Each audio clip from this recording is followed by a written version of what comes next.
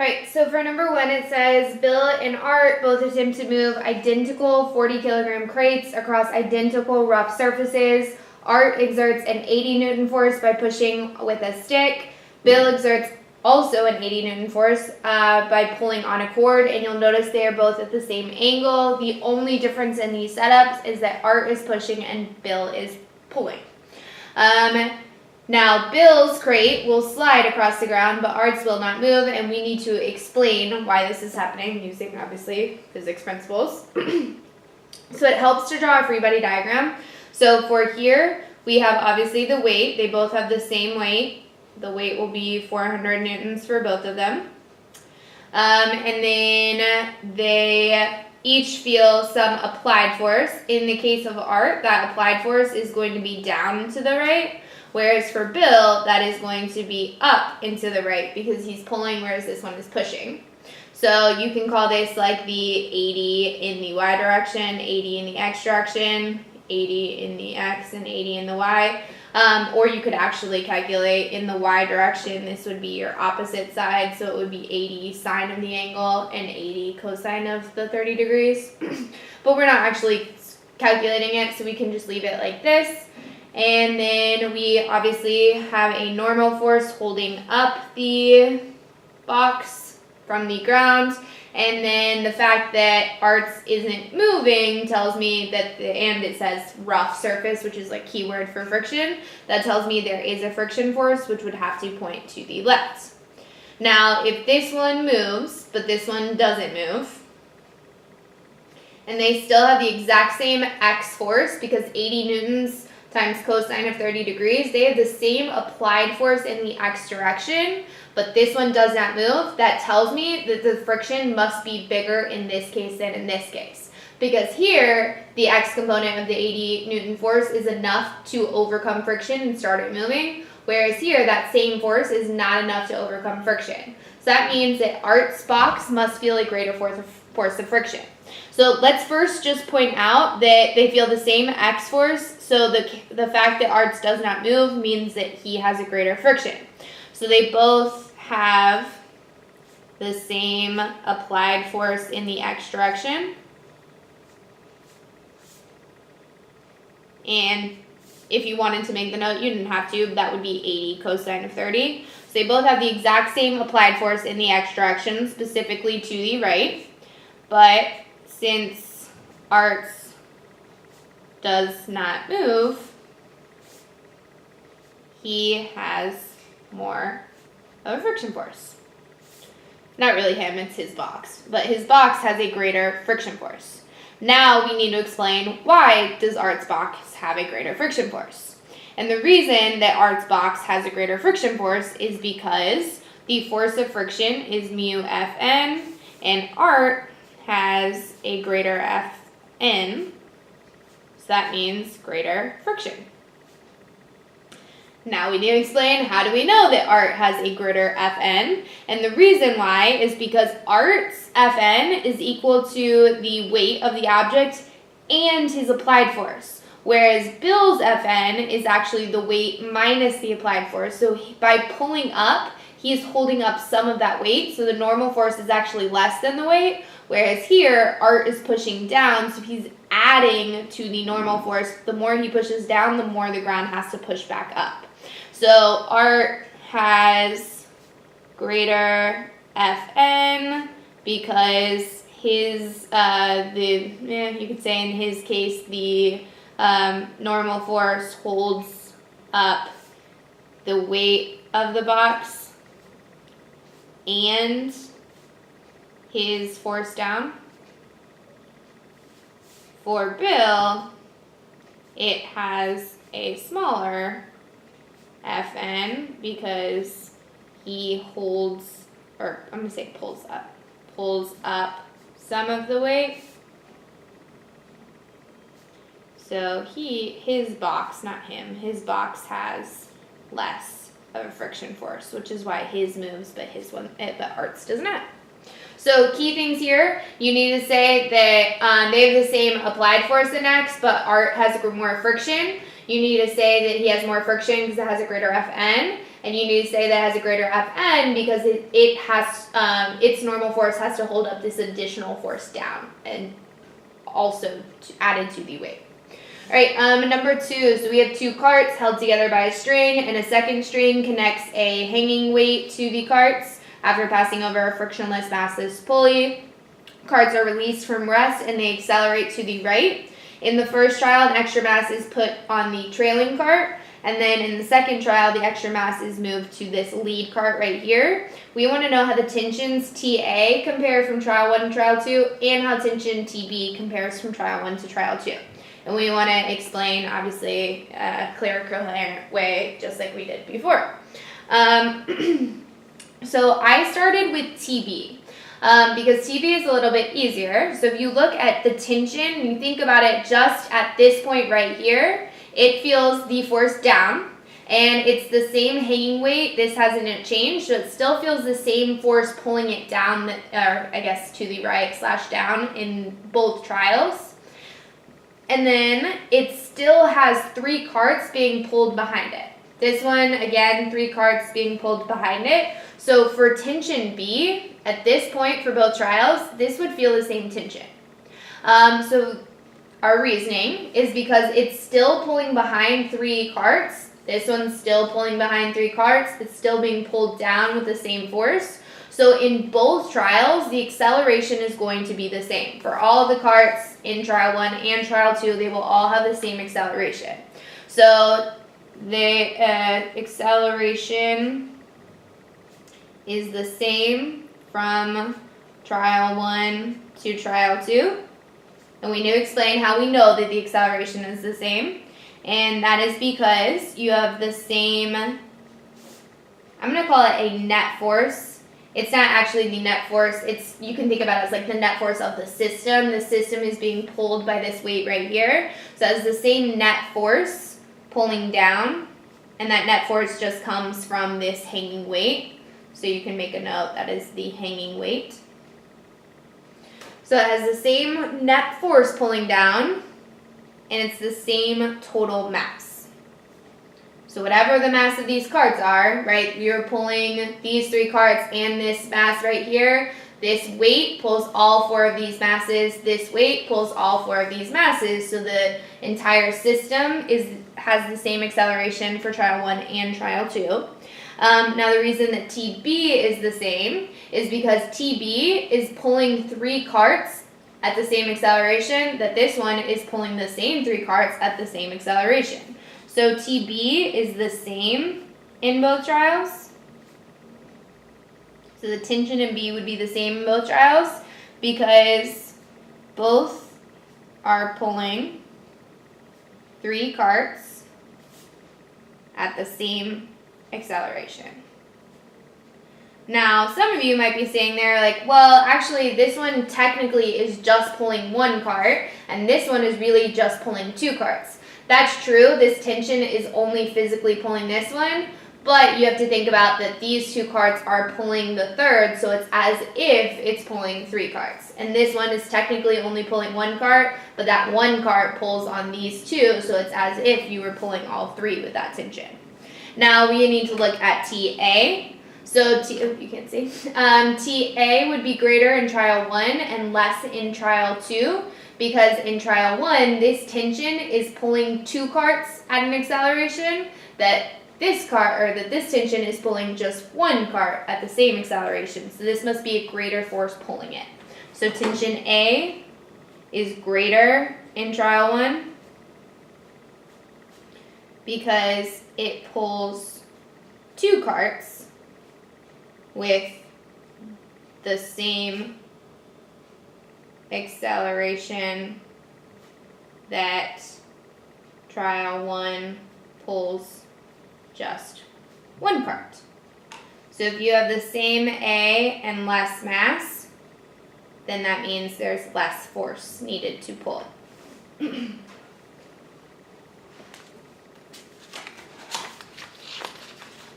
Number 3, so we have 3 blocks connected by a string. Block 2 has twice the mass of block 1, so instead of calling this M2 and M3, I'm just going to call this 2M1 then. and block 3 has 3 times the mass of M1. So I have M, 2M, and oh, that's a 3. This is supposed to be 3 times.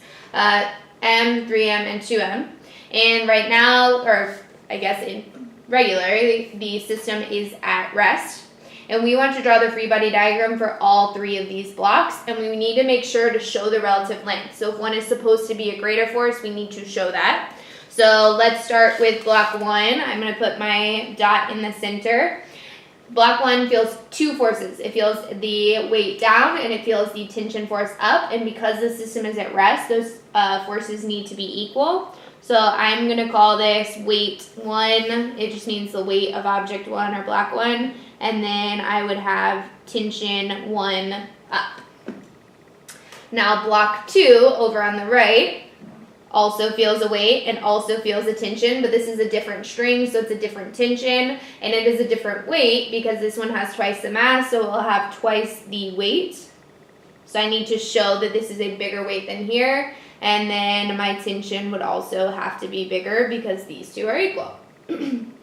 And then block 3 feels a weight, and it has 3 times the mass, so it has a greater weight, and does not have tension pushing up. What it has is the normal force from the table pushing it up, so I'm going to draw the normal force, and these two would be equal because it's balanced.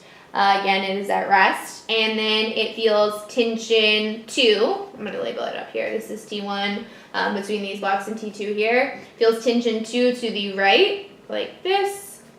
And it feels T1 to the left, but we know that T1 is smaller, so I'm going to draw that this is smaller tension than T2.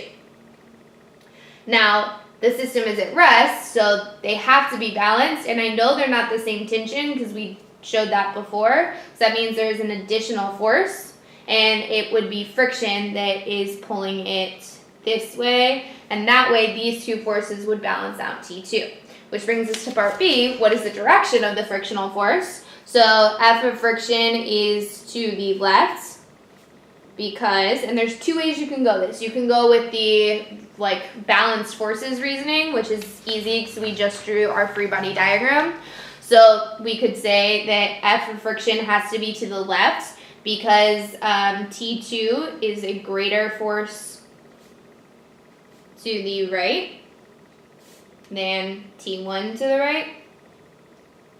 So the system is at rest, so that means you need an additional force to the right, additional force, not to the right, to the left, to balance the forces. So if you want your forces to be balanced and you have a greater force to the right, that means friction must be pointing to the left because only in this case would they then be balanced. You also could go with the route where if there wasn't friction, then the system would accelerate around like this. So block 3 would accelerate to the right. So because it would accelerate this way, friction is going against that motion, so it would have to oppose the acceleration to the left. Both of those would have worked. C, derive an expression for the coefficient of kinetic friction between block 3 and the table. So I'm looking for mu. Start with your net force equation. So block 1, my F net would be 0. So that tells me T1 equals weight 1. And weight 1 is just M1G. So T1 is equal to M1G.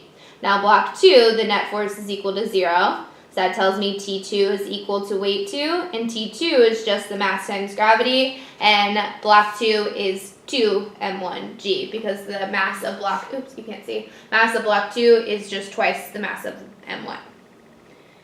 And then last one, net force would be equal to 0. So I have 2 components. You can say Fn is equal to weight 3, which means that my normal force is equal to 3 M1G. And then in the x direction, you can also say that your T2 is equal to tension 1 plus the force of friction. And now we can start substituting. So T2 is just 2 M1G. T1 is M1G. And then force of friction is mu Fn, and we just said the Fn was 3 mg. So 3 mg. And we are trying to get mu by itself, so I'm going to subtract this over. So subtract m1g over 2mg over, or not over, 2mg minus mg leaves me with just mg. And then mu 3 m1g, divide the 3 m1g over. And your m's are going to cancel, your g's are going to cancel, so you're actually just left with 1/3, or you can put that in your calculator, 0.33. Both of these would work. So it asked us to express our answer in terms of m1 and the constants, but actually my m's ended up canceling, so I didn't need to use those. It was just a number, m 1/3. Right, number 4, we want to determine the coefficient of static friction between M and the inclined surface. The height can be raised to low and lowered, so it would adjust the angle. First things first, draw a free body diagram for mass little m. I have the normal force, which is perpendicular to the surface. I have the tension force pointing up, and I have weight force, or the gravity force, pointing straight down. And then it's talking about coefficient of static friction between the block and the inclined surface. That tells me there's friction. Right now, because there's a greater weight pulling down, it's a greater weight. So this would move up here. If there was no frictions, that means the friction is opposing it or going to the left. Now this is my answer. I would not change this, but in order to solve it, we're going to need to break these down. So just off to the side, I'm going to break down that weight force, or the force of gravity. We know that this is just the angle theta relative to the normal, so then across from the normal would be the weight cosine of the angle, and then the weight sine of the angle would be like down and to the left like this.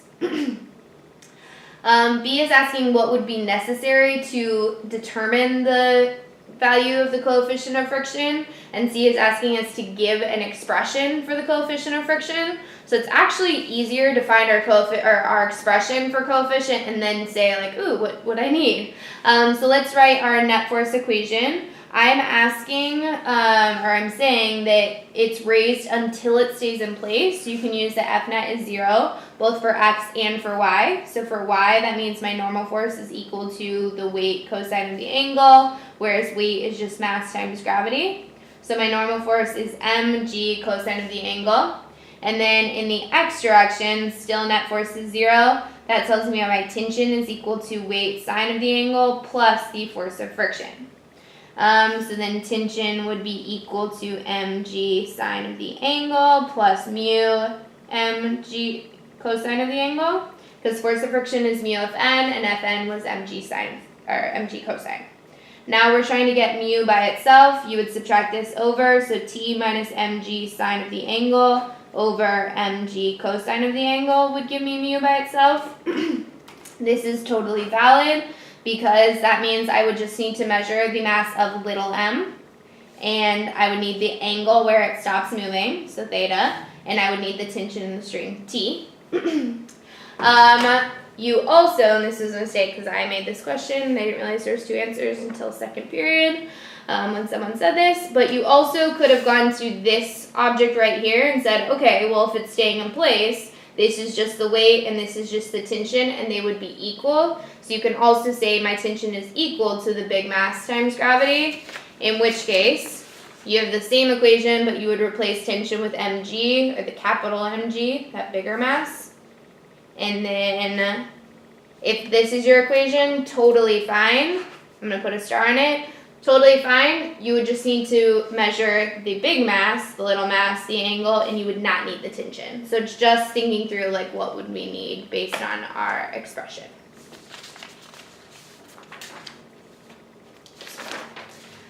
So a student stands on a scale in an elevator at rest, and the scale reads 840, so that is the weight, if that's what the scale reads when he is at rest.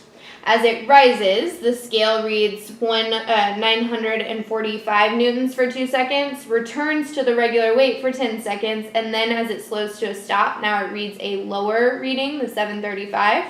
We want to explain why the apparent weight, or the scale, says that the student, why the apparent weight increased, so why the scale reading increased at the beginning of motion. So in that first 2 seconds, the reason the scale said that it's pushing up 945 instead of just its weight, which was 840, is because the system is accelerating, so the force up, which in this case is from the normal force, was greater than the force down, the weight.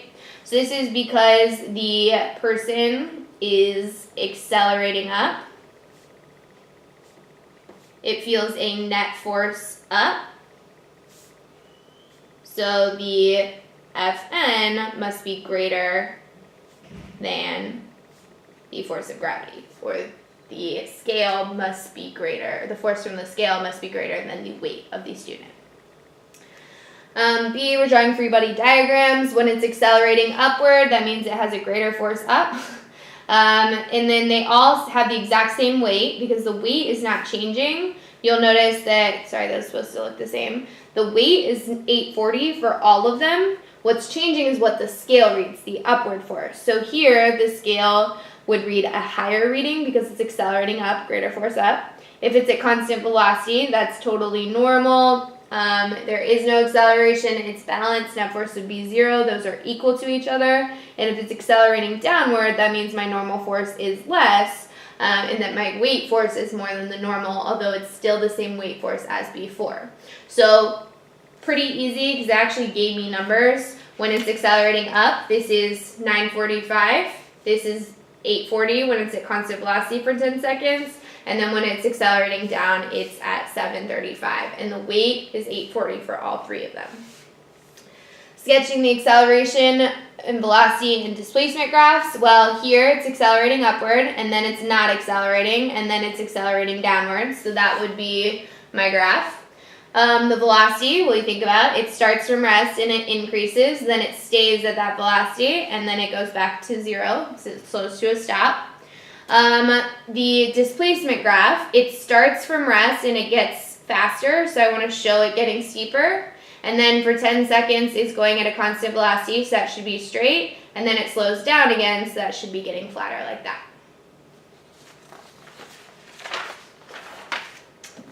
I've got the same two carts. This is pulling down with 1 Newton. This is also pulling down with 1 Newton. The difference here is that this is pulling down with a weight of 1 Newton, which doesn't change the force at all, but now there is this mass of 0.1 kilograms to also be accelerated. So when it's asking in which experiment, if either is the acceleration greater, it's in the first experiment, or I guess experiment 2, because they feel the same 1 Newton force down on the system, but experiment 2 has a greater total mass. So you can think about your equation, acceleration is F net over mass. So if this is the same, but this is greater, see how the acceleration would be less? So in this case, you would have less acceleration. This has less total mass, so more acceleration because they have the same force pulling down. In which experiment, if either is the tension in the string greater, so the tension would have to be greater in experiment 2, because if you, well, I'm going to draw my free body diagram first. So let's think about this 1 Newton block. It feels a force of gravity down of 1 Newton, and then it feels a tension force up. So for this guy, whenever it feels this, well, actually, you know what? It's probably easier to look at the tension compared to this guy. So your net force on this guy is just the tension. They have the same, that's enough. They have the same mass in both cases, but this has a greater acceleration. So then your acceleration would be, or sorry, your net force would be mass times acceleration. Because your acceleration is greater here, then this one has a greater tension force. So I totally wrote that wrong. It's experiment 1, because your acceleration would be greater right here. Your F net is just your mass times your acceleration, so you have a greater tension right here. Because you have a greater acceleration, and the tension is mass times acceleration of the cart. So greater A would be in greater tension here. And then on the back, number 7, a student makes the following comment about a traffic light suspended. This appears to be shoddy workmanship. If the cables are put tighter, then they will be horizontal instead of sagging. Do we agree or disagree? You can kind of agree / kind of should end up disagreeing. You can agree that they would be getting more and more horizontal, but you should disagree that they would ever be horizontal. It's impossible to be perfectly horizontal because you need the Y component of the tension in the cable to balance the weight force down. You can just call it weight. Weight is a force. You can so you need some Y component of the tension force in this cable to balance the weight down. So it's impossible to have just a straight horizontal tension because pushing to the right and to the left doesn't hold it up. I need some force up so that angle can get super, super small. You can get where it's a very, very small angle, but you can never get where it's perfectly flat because you need some portion of this up or this tension to be pulling up. And then number 8, so we are ranking from largest to smallest forces. It says constant speed, which means that the forces are balanced. That means T equals FF, and that means Fn equals the weight. Now it's just deciding which is greater, these X forces or the Y forces. And the key here is that we would find the force of friction by using mu Fn. So we don't know what Fn is, but we do know that mu is 0.3. So whatever the friction force is, it's 0.3 of Fn. So that means that the friction force is smaller than Fn. So if the friction force is smaller than Fn, that means T and FF are smaller than the weight and Fn. So these two are equal, and they're more than these two, which are equal. And your justification can be that these two are equal because constant speed means balanced forces. And then F of friction is less than Fn because F of friction equals 0.3 times Fn. And that would be enough explanation.